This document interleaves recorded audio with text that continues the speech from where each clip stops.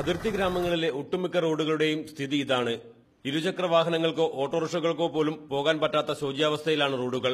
ഇരു സംസ്ഥാന പാതകളിലേക്കുമുള്ള സൈഡ് റോഡുകളുടെ സ്ഥിതിയും വ്യത്യസ്തമല്ല.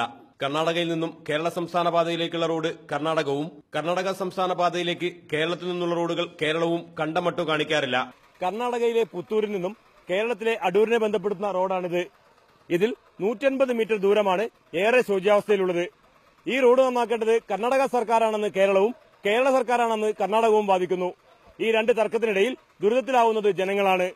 ബുദ്ധിമുട്ട് മഴക്കാലത്തല്ലേ പോകാനാകുന്നില്ല, റോഡ് വാങ്ങില്ലല്ലോ, കുണ്ടായിട്ടുണ്ടല്ലോ, എന്ത് വണ്ടിക്ക് പോകാനും ബുദ്ധിമുട്ടുണ്ട് തന്നെ.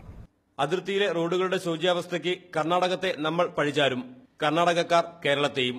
നമുക്കാണ് ആവശ്യം, പക്ഷെ സ്ഥലം അവരുടെയാണ്.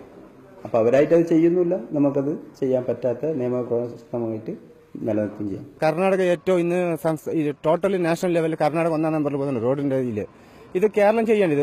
പാലങ്ങളില്ലാത്തതിനാൽ മഴക്കാലത്ത് അതിർത്തി പ്രദേശങ്ങൾ ഒറ്റപ്പെടുന്നത് പതിവാണ്. ഇത്തരത്തിലുള്ള ചെറിയ പാലങ്ങൾ വെള്ളം മൂടി ഗതാഗതം മാസങ്ങളോളം തടസ്സപ്പെടും.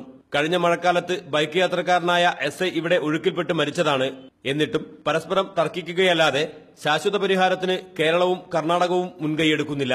പ്രശാന്ത് നിലമ്പൂർ, ഏഷ്യാനെറ്റ് ന്യൂസ്, കാസർഗോഡ്.